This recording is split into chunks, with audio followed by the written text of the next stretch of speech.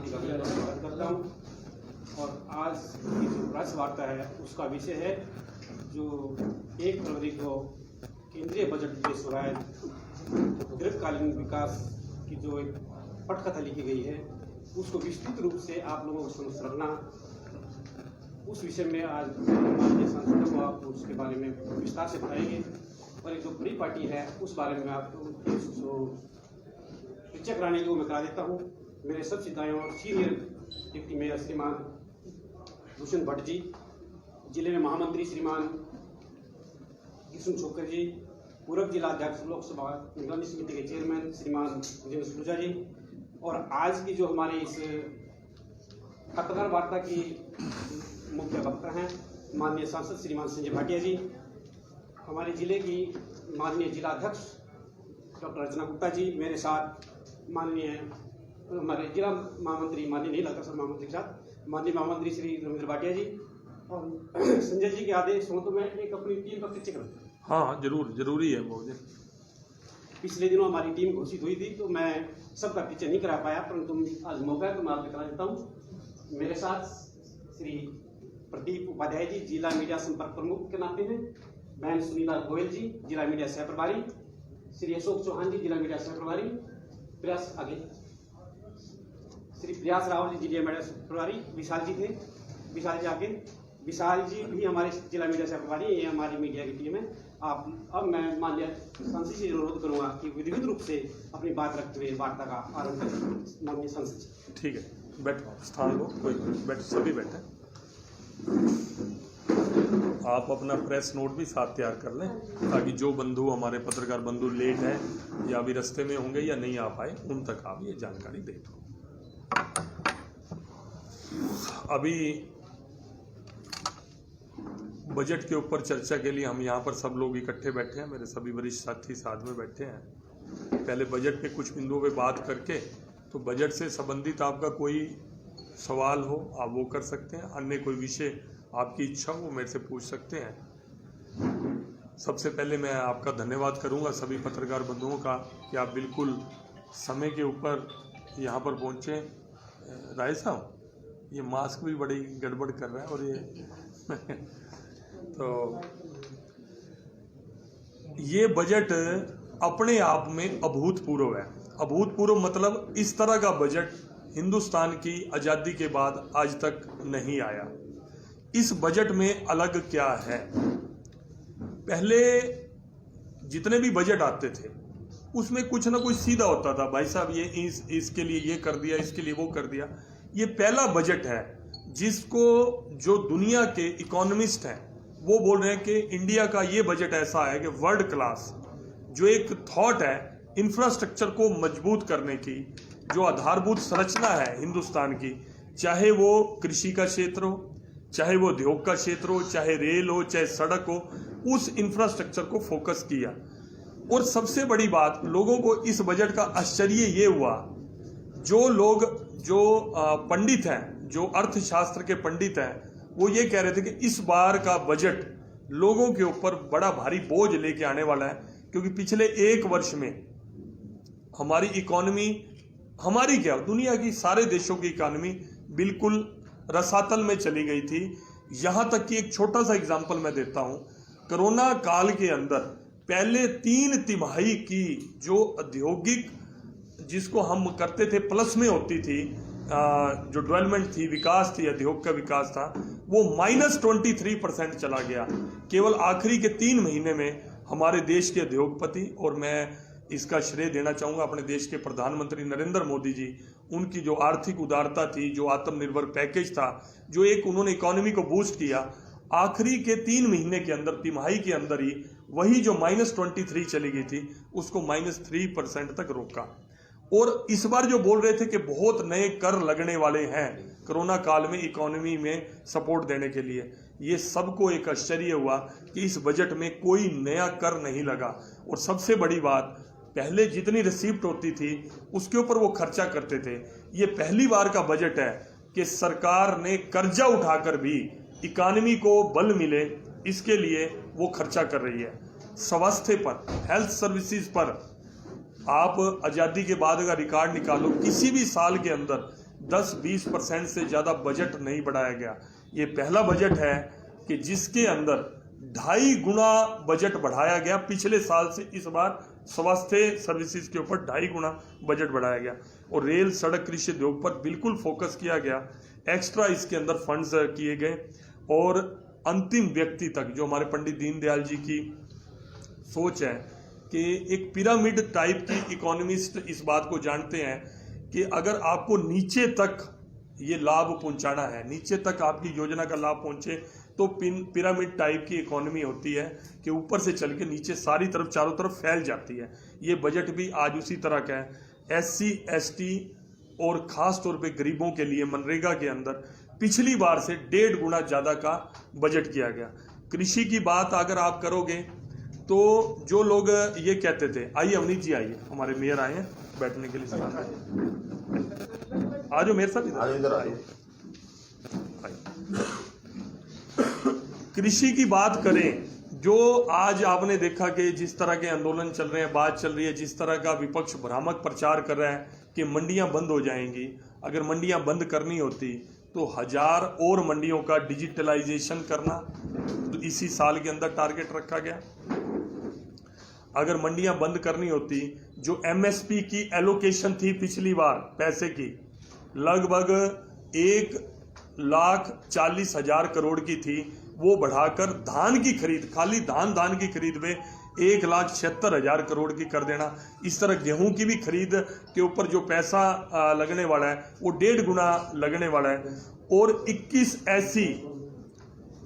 ऐसे जो खेती के प्रोड्यूस हैं, आइए धवन जी आइए मार, 21 ऐसे जो प्रोड्यूस हैं खेती के, जिनको खराब होने का खतरा रहता था, उनके ऊपर भी सरकार ने फोकस करके उनके लिए कोल्ड स्टोरेज इंफ्रास्ट्रक्चर के ऊपर भी फंड एलोकेट किया गया।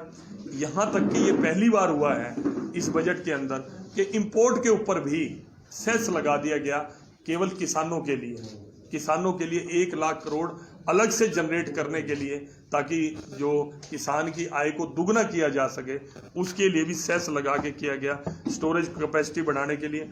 और सबसे बड़ी बात, सुशासन को अगर देके करें तो जो इनकम टैक्स को जो ट्रिब्यूनल है या जो उनके सेटलमेंट कमेटी हैं, उनको फेसलेस करने का काम किया। क्योंकि हम जब मैन हैंड इन्वॉल्वमेंट रहता है तो कहीं ना कहीं किसी व्यक्ति के अनुसार कमी या बढ़ाई रहती है। ये सारा सिस्टम ऑनलाइन करने में, ताकि पिक एंड चूज ना किया जाए, कईयों के केस स्क्रूटनी में लग जाते थे, कईयों को छोड़ दिया जाता था, तो उसको फेसलेस करने का किया है। आप ऑनलाइन करें। और सबसे बड़ी बात है, छोटी सी बात लेकिन बात संवेदना की है, कि 75 वर्ष के बाद आदमी सुकून की जिंदगी जीता है, और जब बैंक में उसका पैसा है, इंटरेस्ट आ रहा है, डिडक्ट पहले से बैंक में हो रहा है, उसको भी इस तरह की, जिनको टैक्स नहीं भरना, उनको 75 साल की आयु के बाद उनको ये दे दी है। छोटी सी बात।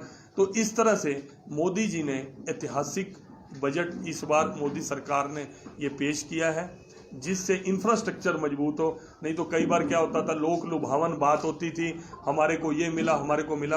ओवरऑल हिंदुस्तान के अंदर सबका समान विकास हो, और पूरी तरह से जो रेल कनेक्टिविटी है, सड़क कनेक्टिविटी है, किसी समय में 11 किलोमीटर प्रति एवरेज होती थी, आज आप देखो कई गुना, 10 गुना, 20 गुना ज़्यादा बढ़ाकर इन्होंने अपनी राजमार्गों की कनेक्टिविटी और राजमार्गों के निर्माण के ऊपर काम किया। इस तरह इंफ्रास्ट्रक्चर को बल मिला। इस 5-5.5 लाख करोड़ रुपया अलग से दिया है कि जिससे एम्प्लॉयमेंट जनरेट होगा, क्योंकि टोटल इंफ्रास्ट्रक्चर के ऊपर खर्च होगा ये सारा। धन्यवाद। आपको कोई प्रश्न पूछना है उस पर पूछ सकते हैं, किसी और विषय पे पूछना है तो पूछ सकते हैं। लेकिन एक बात और कहना चाहूँगा कि इस बार के लिए ये मेरे पास ये सूची है, अगर आप कहोगे तो दे दोगे। इस बजट सेशन के अंदर जो लोग, विपक्ष के लोग कहते थे कि कृषि बिल के ऊपर चर्चा करने के लिए आप सत्र बुलाया जाए, इस बार सत्र बुलाया। बार बार हमारे स्पीकर महोदय ने ये भी कहा, माननीय स्पीकर महोदय ने, कि आप इस पे चर्चा करो, लेकिन चर्चा करने के लिए कोई तैयार नहीं हुआ। कृषि मंत्री पूछते रहे, भी जो काला है हमारे को बता दो, हम उसको ठीक कर देते हैं, हम उसको सफेद कर देते हैं। उस बात का जवाब नहीं दिया, सेशन नहीं चलने दिया। इस बार रिकॉर्ड मेरे हर रोज एक क्वेश्चन, अभी जो सेशन चल रहा है उसमें भी लगे हुए हैं, रिकॉर्ड क्वेश्चन मेरी अपनी लोकसभा के इस बार लगे हुए हैं, चाहे अनस्टार्ड क्वेश्चन हो, चाहे 377 में हो, 0 आवर के क्वेश्चन। मैं आपको लिस्ट भी उपलब्ध करा सकता हूँ कि इस सेशन में मैक्सिमम क्वेश्चन लगे हैं। इस तरह से विपक्ष एक तो पहले किसानों को भ्रामक स्थिति में ला रहा है कि मंडियां बंद हो जाएंगी, आपकी ज़मीन छीन जाएगी, जबकि कृषि मंत्री ने बार बार पूछा कि आप इस कृषि बिल में बता दो कि कौन सी आप बताओ धारा बोलती है जिससे किसान की धरती छीनी जा सकती है। सारा करने के बाद भी किसी का कोई जवाब नहीं आया। मेरा इतना सा विषय था, बाकी आप जो प्रश्न पूछना चाहते हैं मैं उसका जवाब देने का प्रयास करूँगा।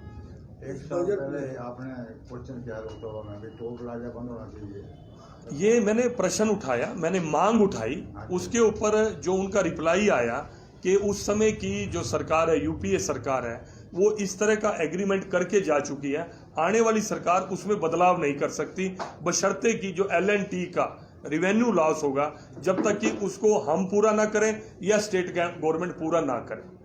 तो कहते हैं हम उसमें नहीं है कि पिछले एग्रीमेंट को हम खत्म करके ये उस समय का लगा हुआ। तो वो मेरे को रिप्लाई भी आया हुआ है। टाइम बाउंड था ना 20 साल 18 साल का। नहीं, वो मैंने वो टाइम बाउंड है, तो वो इसी जो क्लास के तहत ही है, उसको एक दिन ना आगे बढ़ा सकते ना पीछे कर सकते। वो मैंने मांग उठाई, मेरा आप लोगों ने मुझे जनप्रतिनिधि चुना है तो बात उठाना, मांग उठाना मेरा दायित्व बनता है।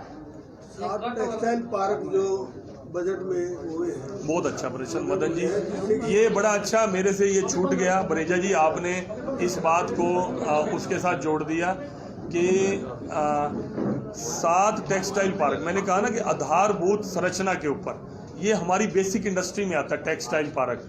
तो 7 टेक्सटाइल पार्क हमारे देश को अगले 3 साल के अंदर मिलने वाले हैं। मैं आपको अपना क्वेश्चन भी दिखा सकता हूँ, लगा हुआ भी है, जो मैंने टेक्निकल टेक्सटाइल पार्क के लिए मांग आपने रखी। मेरा 0 आवर के अंदर ये क्वेश्चन लगा था, उस दिन उन्होंने पार्लियामेंट नहीं चलने दी, लेकिन मेरा प्रयास है कि मैं अगले हफ्ते में इस विषय को उठाने वाला हूँ और पूरी तरह से परस्यू कर लूँगा। मेरी एक्सपोर्टर एसोसिएशन से बात हुई है, वो मुझे अनिल मित्तल जी हैं, उन्होंने मुझे विश्वास दिया है कि आज या कल में मेरे को वो रिप्रेजेंटेशन देंगे कि जिन ग्राउंड्स पर हम पानीपत के लिए टेक्सटाइल पार्क की मांग कर सकते हैं, वो ग्राउंड्स बेसिक मैं आपको बता देता हूँ कि हमारे यहाँ से 40,000 करोड़ रुपए का एक्सपोर्ट होता है। 15,000 करोड़ का हमारा एक्सपोर्ट होता है और 40,000 करोड़ की हमारी डोमेस्टिक मार्केट है इस टेक्सटाइल को लेके। लगभग 50,000 करोड़ का इस मंदे के अंदर भी मैं आपकी जानकारी में बता दूं, कोरोना के टाइम भी 12,000 करोड़ का पिछली बार का एक्सपोर्ट था। इस कोरोना काल में भी हमारे पानीपत के एक्सपोर्टर्स ने, मैं सल्यूट करता हूं, जो मेहनती लोग हैं, हमारे बुनकर लोग हैं, उन्होंने 15,000 करोड़ का टारगेट इस साल के अंदर अचीव किया है। ये हमारे पानीपत की बहुत बड़ी उपलब्धि है। ये कुछ ग्राउंड्स हैं जिस पे हम टेक्सटाइल पार्क की मांग करेंगे और जनप्रतिनिधि होने के नाते मैं पार्लियामेंट के अंदर भी और ऑफिशियल भी इस मैटर को उठाऊंगा।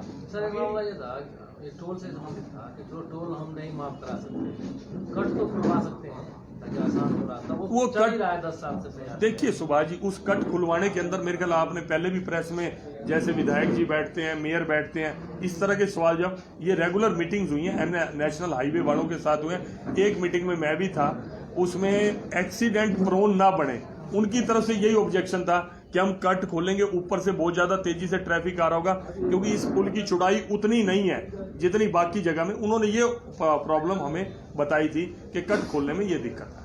बजट की बात हो रही है तो 4 साल पहले 31 करोड़ का बजट आया था ओल्ड इंडस्ट्री एरिया के लिए। आपने कहा है कि एक्सपोर्ट जो है हमारा 12,000 करोड़ से 15,000 करोड़ हो गया है। कहाँ के लिए आया था? ओल्ड इंडस्ट्री एरिया के लिए। तो जो एक्सपोर्टर हमारे शहर का कारोबार बढ़ा रहे हैं, उन एक्सपोर्टर की सड़कें बजट आने के बाद भी ये हालात है। नहीं, ऐसा आने के बाद भी तो काम नहीं हो रहा है। तो नहीं धवन जी, ओल्ड इंडस्ट्री एरिया में मेरी सुनो, अभी जितना एक्सपोर्ट का मैक्सिमम मैं आपको बता दूं, ओल्ड इंडस्ट्री एरिया से मेरे ख्याल वहां पर 5-7%। मैं ओल्ड इंडस्ट्री एरिया के अगेंस्ट बात नहीं कर रहा, कहीं आप इसको कोट करो, लेकिन आपने पूरी टेक्सटाइल इंडस्ट्री को ओल्ड इंडस्ट्री एरिया में समाहित कर दिया। मैं वहीं का रहने वाला हूं, मैं जवाब दे रहा हूं आपको, मैं आपकी बात समझ गया। ओल्ड इंडस्ट्री एरिया के अंदर तो जो एक्सपोर्ट क्या होगा, मेरे ख्याल 5-7% होगा, 95% तो ऑल ओवर पूरे पानीपत डिस्ट्रिक्ट के अंदर फैला हुआ है। उसके अंदर भी वहां पर भी लोगों ने इंडस्ट्री की बजाय उसको फ्री होल्ड के लिए करवा लिया। फ्री होल्ड मतलब उसको आप कमर्शियल में कन्वर्ट कर सकते हैं, उसको रेजिडेंशियल में कन्वर्ट कर सकते हैं, क्योंकि चारों तरफ आबादी आ चुकी है ओल्ड इंडस्ट्री एरिया के अंदर। ओल्ड इंडस्ट्री एरिया के अंदर वो पैसा भी आया, जो मेरी जानकारी है क्योंकि मुझे अभी तक कोई इंडस्ट्री एरिया एसोसिएशन वाले लोग नहीं मिले हैं। एक दिन मेरी प्रमोद जी से बात हो रही थी, उन्होंने मुझे बताया कि उन्होंने कुछ बजट एलोकेट किया, मेरे ख्याल कितना अमाउंट है आप बताइए। 31 करोड़ का बजट 31 करोड़ सड़कें बननी थी, वो काम बीच में छूट गया है। हाँ, मतलब सारी सड़कें खोद के वो मेरे ख्याल कोई कंट्रैक्टर की और उनकी आपस में डिस्प्यूट है, आपको पता होगा। मेरी तो हल्की फुल्की बातचीत हुई होनी है, आप कह रहे हैं तो मैं इस और मैं भी कोशिश कर। इसमें एक और ऐड आपकी नॉलेज में है मेयर साहब ये? हाँ, ये देखो वो दुष्यंत जी बैठे हैं। पेमेंट जो है ठेकेदार की, हाँ, वो जिस टाइम पीरियड के अंदर उस ठेकेदार ने काम कंप्लीट करना था, वो काम उसने यही complete विषय है। नहीं कोई किया। मेरे को विश साहब और बता। उसने एक्सटेंशन के लिए अप्लाई किया, तो उसकी जो HSADC रूल्स एंड रेगुलेशंस हैं, उसको उसने फॉलो नहीं किया था ठेकेदार ने, तो उन्होंने थोड़ी सी अड़चन डाली थी। लेकिन वो अब मैटर शॉर्ट आउट होने वाला है, उसकी पेमेंट रिलीज होती है, उन्हें वो काम शुरू होने वाला है। ये क्योंकि डे टू डे वर्किंग में ये ज्यादा इस चीज में इन्वॉल्व है, सड़क और उसमें तो ज्यादा इन्वॉल्व यही है। ठेकेदार को उसमें कहना कि मार्च में टेंडर खत्म हो रहा है। अच्छा, ठेकेदार आपके लिंक में है तो उसका नंबर दे देना, मैं बात कर लूंगा। ठेकेदार अपने संपर्क में। सर एक सवाल था, एक दो सवाल है। हाँ, एक तो जहाँ हम बैठे हुए हैं, थोड़ी देर पर स्कूल में ही, स्कूल के बाहर शिक्षक धरना दे रहे हैं। हाँ जी, हाँ जी। एक तो वो मामला है। हाँ, नहीं वो पूछो, उसमें प्रश्न पूछो, आप मेरे से पूछो। उसमें ये है कि ये धरने की नौबत क्यों आई, और ये आप प्रयास करो ताकि वो धरना खत्म हो जाए। मैं उसके लिए, आप कोई भी पक्ष मेरे को मिलता है, मैं उनकी बात सुन के, नहीं कोई बात नहीं, मैं बताता हूँ, कोई भी पक्ष मेरे को मिलता है, मैं जरूर उसके ऊपर विचार करूंगा। कितने लोग मिलते हैं, मैं सुबह 8 बजे से घर बैठा हूँ और मैंने नाश्ता गाड़ी में ही है, नाश्ता नहीं किया, यहाँ आया तो यहाँ भी लोग ही बैठे थे, मैंने उनको करा। उनका भी कोई पक्ष मेरे को मिलेगा, इंसानियत के नाते, मानवता के नाते मैं सुन के उसके ऊपर हर संभव हल करूंगा। प्रबंधन से भी बात कर सकते हैं। हाँ, नहीं वो कोई आए ना, आप रिप्रेजेंटेशन आप दे दो, मैं कर लेता हूँ बात। कोई दे दे सर, मना नहीं, कोई तो है ना। अच्छा, ऐसे कोई बात रखेगा तो मैं करूंगा, बिल्कुल 100% करूंगा। दूसरा ये है सर कि अभी चल रहा है एक चीफ इंजीनियर का मामला चल रहा हाँ जी, क्या मामला है? उसमें पार्षद कुछ कह रहे हैं कि ये नहीं, आप काम बता कर- दीजिए क्या कह रहे हैं, मैं थोड़ा सा। चीफ इंजीनियर वाले मामले में ये है, कुछ पार्षद कह रहे हैं कि ये काम नहीं कर रहे हैं ढंग से। हाँ। हर काम में जो डंगा लगाते हैं तो इनका यहाँ से तबादला किया है। हाँ, ठीक है, विधायक जी कह रहे हैं कि नहीं ये बिल्कुल ठीक है, ये ईमानदार हैं तो यही देंगे। तो आपको लग रहा है कि इसको कैसे कौन सा चीफ इंजीनियर कौन है? है? अच्छा, इसमें सुभाष जी, वैसे क्योंकि कैमरे चल रहे हैं, ऑनलाइन है, ऑफ द रिकॉर्ड बात करूं?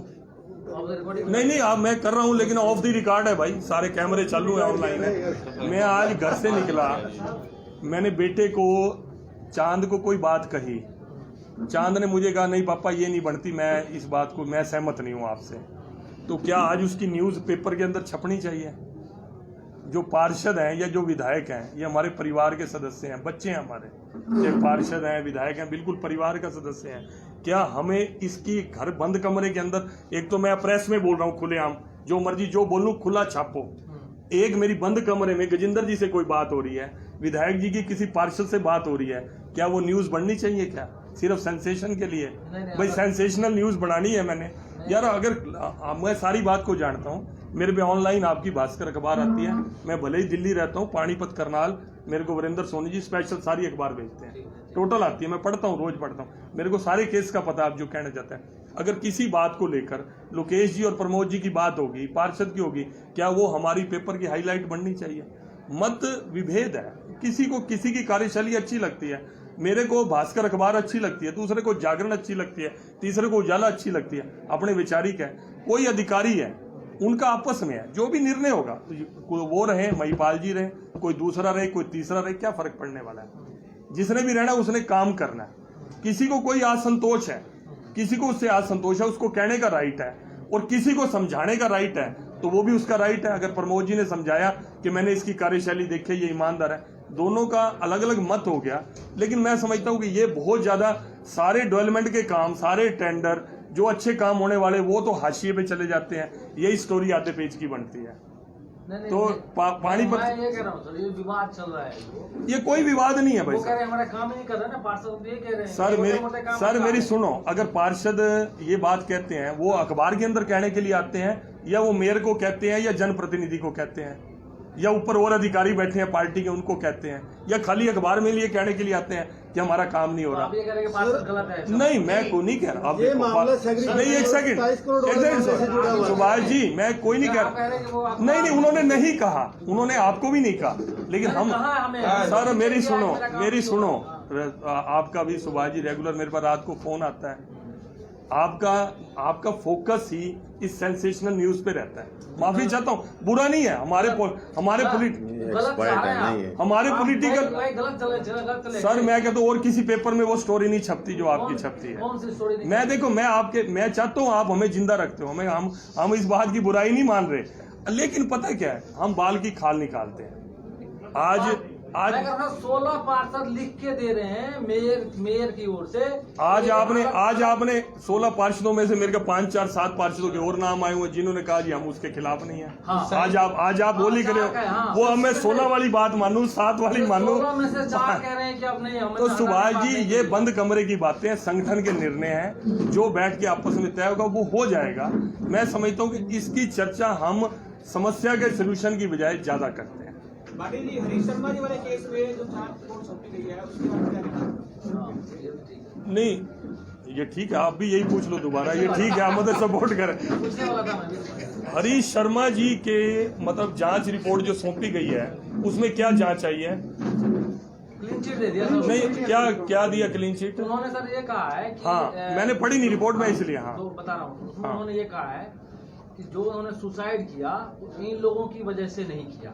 हाँ, तो FIR जो लिखी SHO ने या चौकी इंचार्ज ने, हाँ, वो गलत लिखी, गलत हाँ। धाराएं लगाई उस मामले में, तो वो ठीक है, वो गलत लिखा। इसमें मेरी बजाय आपको कंप्लेंटेंट पक्ष का पक्ष जानना चाहिए। अगर कंप्लेंटेंट इससे संतुष्ट नहीं है वो इसमें री इंक्वायरी की मांग कर सकते हैं, ये उनका पक्ष आपको जानना चाहिए। उन्होंने देखा है कि हाँ, वो चाहे तो कोई बात मंत्री जी से मिलेंगे। हाँ, तो अच्छी मंत्री जी से मिले मुझ संगठन आप खड़े हो साथ में? अरे कमाल, अरे साथ नहीं खड़े हो तो वहाँ साथ नहीं थे, मैं उसके बाद भी आया हूँ, उसके पहले भी आया हूँ। अंजलि हमारी बेटी है, साथ खड़े होना ये तो सवाल ही बेमानी है। अपनी पार्टी का खड़ा कार्यकर्ता नहीं, ये मेरे, अगर वो कहेंगे हम जांच से संतुष्ट हैं तो मैं कैसे कहूँगा इसकी जांच दोबारा कराओ। अगर कहीं हम वो संतुष्ट नहीं है जांच से, रवि जी वो नहीं है, तो फिर मैं संतुष्ट भी और मुझसे क्या फर्क पड़ने वाला, जो कंप्लेंटेड की है ना। टेक्सटाइल पार्क की जो बात कर रहे हैं ना, टेक्सटाइल पार्क बनवाने की जो बात कर रहे हैं, यहाँ पे पहले ना क्लस्टर 2 मजदूर हुए थे,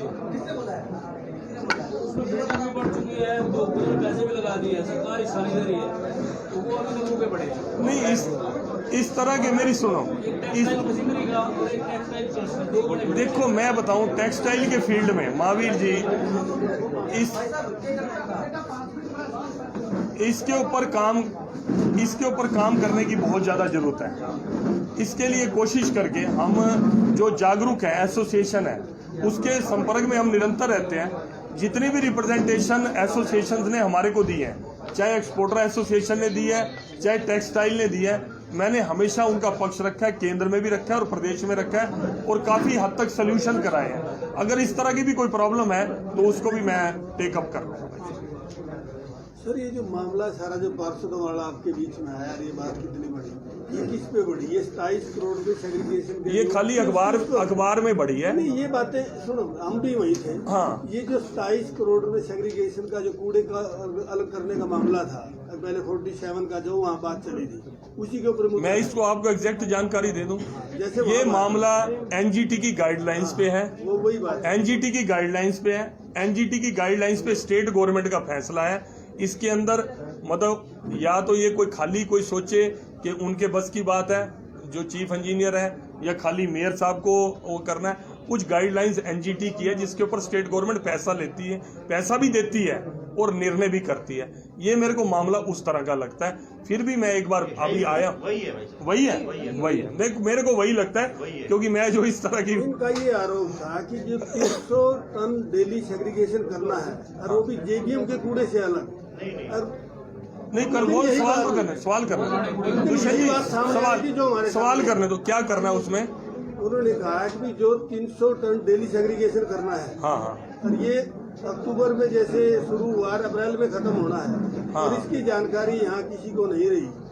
ये टेंडर भी हुआ, वर्क ऑर्डर भी हुआ। ये आप मतलब किसने कहा कि जानकारी नहीं रही?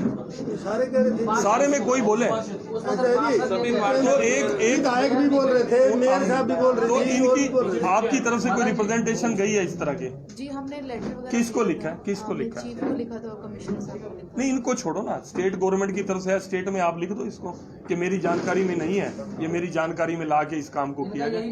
इनका राइट है, ये मेयर है। अब तो पता चल गया वैसे। हाँ, क्योंकि अच्छा ये सॉल्व है, बेशक इनको या किसी को जानकारी नहीं है, पूरे शहर को नहीं पता। सर, ये लिखेंगे ना, मेरी सुनो, लेकिन वहाँ तो वो आप 50 लाख भी खर्च भी हो रहे हैं। अपना कौन सा पेपर है? दैनिक भास्कर से। दैनिक भास्कर, अच्छा। उसमें तो 27 करोड़ में से उन्हें 27 रुपए का भी काम नहीं कर रखा और वो अप्रैल में खत्म भी हो जाएगा। काम कंप्लीट मतलब उन्होंने कागजों में क्या था 80-90% दिखा रखा हो। सर, ऐसा कोई पाप है, ऐसी कोई गलती है, जी उसकी हम ऑब्जेक्शन रेज कर सकते हैं कि नहीं कर सकते? ऑब्जेक्शन करने का राइट है ना, ऑब्जेक्शन है, जेन्युइन अगर राइट है उनके, मेयर साहब उसको लिखें, अपने जो आपके ACS हैं उनको लिखें, आप चीफ मिनिस्टर को लिखें, आप लिखें, आप तो हर चीज के आपकी कलम में आपकी ताकत है।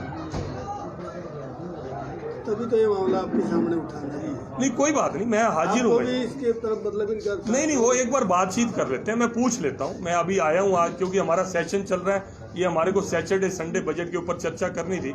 मैं आया हूँ ये विषय, वैसे तो मैं अपडेट रहता हूँ, पेपर से मैं अपडेट रहता हूँ, मैं बातचीत भी अब आज आया हूँ, हमारी कोर ग्रुप की मीटिंग भी है, उसमें मैं चर्चा भी कर लेता हूँ कि ये सारा मैटर कर देंगे भाई साहब। ये तो छोटा मोटा घर में है तो बातचीत होनी है, हर परिवार के अंदर ये बातचीत है। नहीं, परिवार से जुड़े नहीं थे तो बजट से भी पैसा नहीं, बजट सही जगह लगे। सर मेरी सुनो, मेरी कलम, 27 करोड़ अगर मेरी सुनो, काम है तो 27 करोड़ मेरी कलम से जो काम होना चाहिए, मेरी कलम से जो निर्णय होना चाहिए वो मेरी कलम से ही होगा। मेरी कलम के अलावा मान लो एक निर्णय नगर निगम का है, वो करना ही मेयर साहब ने है, तो उसमें मुझे अच्छा नहीं लगा, मैं ऑब्जेक्ट तो कर सकता हूँ, मैं इनका हाथ तो नहीं पकड़ सकता भाई, ये मुझे मेयर साहब ये मामला ठीक नहीं लगा। अगर इनको 27 करोड़ के अंदर कुछ गलत दिख रहा है तो आपको ऑब्जेक्शन करनी चाहिए, कोई बुराई वाली यही विषय उठाया उन्होंने कि 1 करोड़ का टेंडर। सर, एक विषय होता है अखबार में उठाना, एक विषय होता है कि ऑन रिकॉर्ड पेपर के ऊपर लेके आना। लिखे ना, कोई कंप्लेंट लिखे, उसके ऊपर भी तो आती है ना जिम्मेवारी। केवल मैंने अखबार में बयान दे के अपनी जिम्मेवारी पूरी कर ली, वो तो पूरी नहीं है ना। ये 27 करोड़ की पेमेंट गलत हुई, ये लिखने का भी तो नीचे साइन चाहिए ना, कोई भी हो। अभी इसमें पता क्या है, जैसे जो 27 करोड़ ये हम बैठ के कर लेंगे चर्चा, मैं उनकी बात का जवाब दे रहा हूँ, कोई करे, क्या बात है क्या है हाली पार्क का क्या है? मेरे ख्याल, मेरे को लगता है आपने नगर निगम के बजट की चर्चा की, ये समझ ली, ये मुझे कोई बात नहीं, मैं छोटा भाई है रवि धवन, बता क्या हाली पार्क का क्या है? बात पैसों की हो रही है सर। 23 करोड़ में 16 करोड़ जा चुके हैं ठेकेदार को। हमारे शहर के सबसे इम्पोर्टेंट हाली पार्क है, उस हाली पार्क का काम बंद पड़ा हुआ है, वो बनेगा कि नहीं बनेगा ये देखो, 23 में 16 करोड़ चले गए, वो 16 करोड़ ठीक गए या वो भी गलत गए हैं? गलत है ना मावी जी। तो बहन जी, ये मेयर साहब आपसे मेरी रिक्वेस्ट है सारे मीडिया के सामने, 27 करोड़ के साथ वो 16 करोड़ वाली चिट्ठी भी भेज देना, ताकि जहां जहां गलत काम हो रहा है ऑब्जेक्शन करनी चाहिए, क्या बुराई है? ठीक है ना बात भाई साहब? ऑन रिकॉर्ड बोल रहा हूँ भाई साहब, कोई भी पाप को सपोर्ट नहीं है, हर गलत आदमी दंडित होना चाहिए। उसमें नाम संजय भाटिया का भी लिख लो, अगर गलत है तो दंडित होना चाहिए, कोई पक्षपात नहीं। इतनी पारदर्शी सरकार, ऑनेस्ट सरकार, आज माननीय मुख्यमंत्री मनोहर लाल जी, मैं कहता हूं विपक्ष अपने गिरेबान में झांके, जो अपने आप को धरती पुत्र मानते हैं, किसान पुत्र मानते हैं, सारे देश की धरती बेच गए, हरियाणा की धरती बेच गए और अपने आप को किसान पुत्र कहते हैं। यही हुड्डा साहब कृषि कानूनों का विरोध कर रहे हैं। 2007 में इनके समय में ही ये कॉन्ट्रैक्ट फार्मिंग की गाइडलाइंस और इन्होंने फैसला कानून बनाया था, और उस कानून के अंदर 5 लाख रुपए तक का जुर्माना किसान के ऊपर और सजा का प्रावधान था। लेकिन केंद्र ने कोई कृषि कानून बनाया, किसी भी तरह की कार्रवाई किसान के ऊपर नहीं हो सकती, पैसे की रिकवरी नहीं हो सकती। उतना ही पैसा वो देगा जितने का आपने बीज दिया, उससे ज्यादा पैसा नहीं देगा। सर, मेरा एक इसी संबंधित सवाल है कि आज तक जितने भी विवाद है सारा हल होता है आखिर में बातचीत से। हाँ जी। वो जो बातचीत बंद हो गई है, क्या वो फिर से शुरू होनी चाहिए? सर, बातचीत बंद जिस लेवल पे हुई, उसमें कृषि मंत्री बैठे, अन्य मंत्री बैठे, उसके बाद इस देश के सर्वोच्च नेता, दुनिया के सबसे सर्वोच्च नेता माननीय नरेंद्र मोदी जी ने कहा कि मैं एक फोन कॉल पर उपलब्ध हूं सभी किसान संगठनों को। उनके इस प्रस्ताव को सभी किसान संगठनों को स्वीकार करना चाहिए। प्रधानमंत्री पद की गरिमा है, उनका सम्मान करते हुए उनके इस प्रस्ताव को स्वीकार करके वार्ता के नाते से करना चाहिए। दूसरी बात, वो भी अगर मान लो उनके मन की बात है, जब हर चीज को आपको बोला ये कागज आप किसान संगठन है, आप पकड़ो, आप अपनी कलम से लिख दो कि ये होना चाहिए, ये काला कानून है, इसमें बदलाव होना चाहिए, इससे बड़ी ऑफर आज तक किसी वार्ता के अंदर नहीं गई होगी। किसान हमारा बहुत सीधा है, भोला भाला है। जो ये घटनाएं हुई, क्या आपको लगता है कोई किसान ऐसा कर सकता है? ये एक समाज में एक चर्चा का विषय बन चुका है। लेकिन मुझे पूर्ण विश्वास है कि मुख्यमंत्री हमारे प्रदेश के और इस देश के प्रधानमंत्री अगर परमात्मा भी नीचे आके कह दे कि किसान मजदूर का बुरा सोच सकते हैं, इन 10 सालों में भूपेंद्र हुड्डा जी ने जितना फसल उजाड़े का पैसा नहीं दिया 10 साल की सरकार में, उतना पहले 2 साल के अंदर हमारी हरियाणा सरकार ने दे दिया था फसल उजाड़े का पैसा।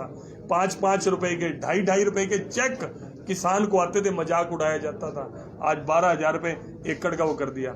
6,000 रुपए किसान के खाते में सीधा पहुंचना। याद है राजीव गांधी जी कहते थे कि मैं वहां से 1 रुपया भेजता हूं, 15 पैसे आखिरी व्यक्ति तक पहुंचते हैं। आज मोदी जी 6,000 रुपए वहां से भेजते हैं सेंटर से, सीधा किसान के खाते में 6,000 आता है। 6 रुपए भी कम नहीं होते। ये परिवर्तन है, ये ट्रांसपेरेंसी है। आज हम उस तरफ प्रयास करें, लेकिन जिस तरह के आपने नगर निगम के मामले उठाए, मैं मानता हूं कि सब कुछ 100/100 ठीक नहीं हो गया। मैं खुद स्वीकार करता हूं, खुले मंच पे करता हूं, जिसके सामने करता हूं। लेकिन हमारा प्रयास, जो आग जल रही है भ्रष्टाचार की, उसमें घी गिरने का नहीं होना चाहिए, उसमें पानी गिरने का होना चाहिए। इस आग को मध्यम किया जाए। इसलिए डिजिटलाइजेशन हरियाणा के अंदर, हिंदुस्तान में रिकॉर्ड बना हरियाणा का डिजिटलाइजेशन का। कई स्टेट्स इसको फॉलो कर रही हैं। जीएसटी के मामले में राय साहब, पूरे देश की कलेक्शन के अंदर हरियाणा का 6ठा नंबर आया जीएसटी कलेक्शन के अंदर। इसी जीएसटी कानून का भी लोग विरोध करते थे। आज किसी अच्छा काम व्यापारी का जो 1 नंबर का धंधा करता है, उससे पूछ के देखो, कहता है जीएसटी जैसी क्रांति तो आ ही नहीं सकती। हमें कोई टेंशन नहीं है, कोई इंस्पेक्टरी राज नहीं है, सिर्फ हमारे को एक जेन्युइन डिटेल देनी है।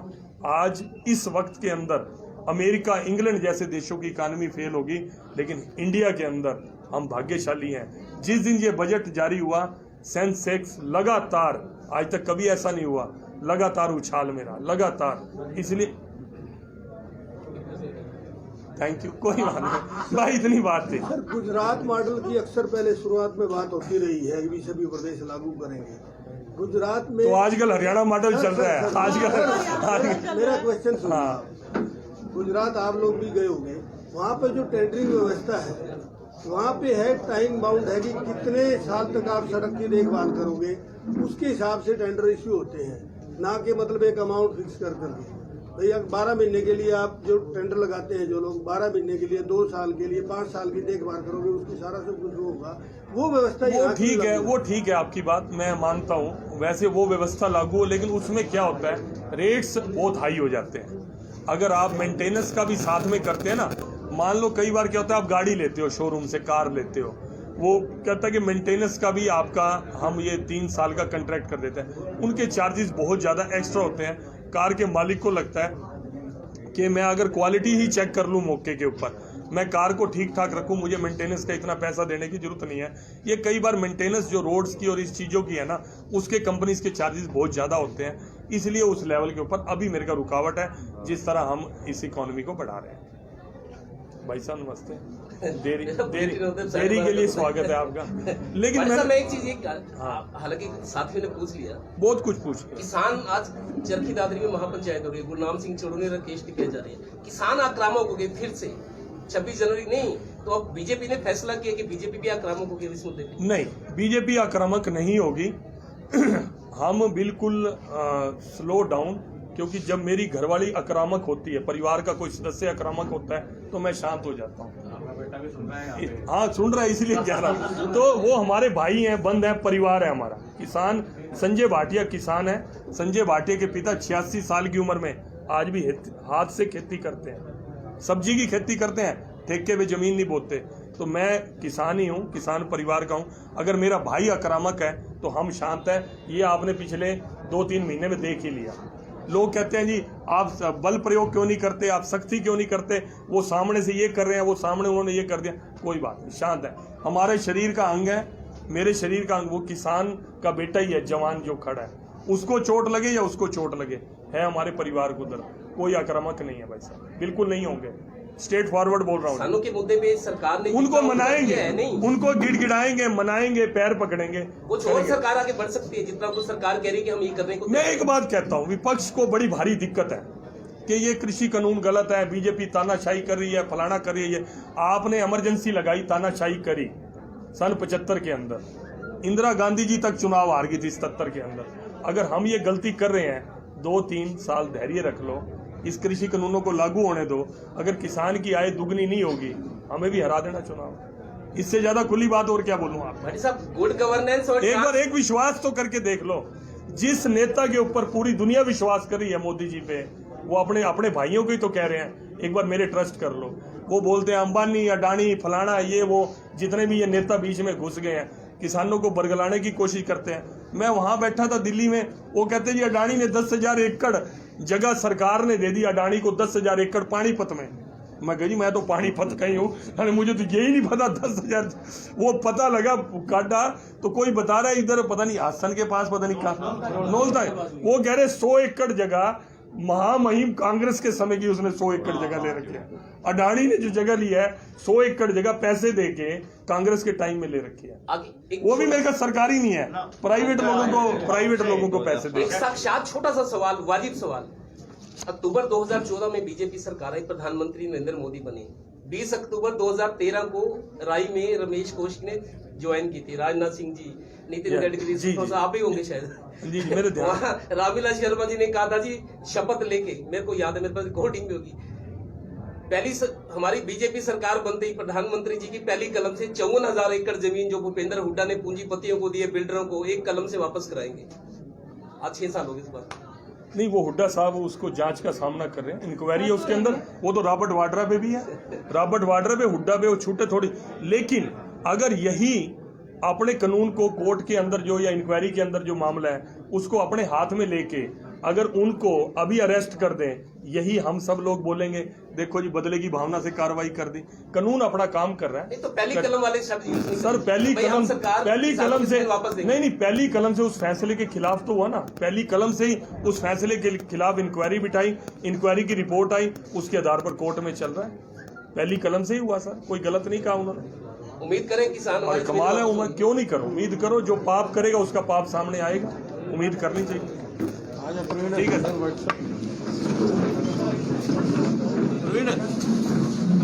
इधर क्या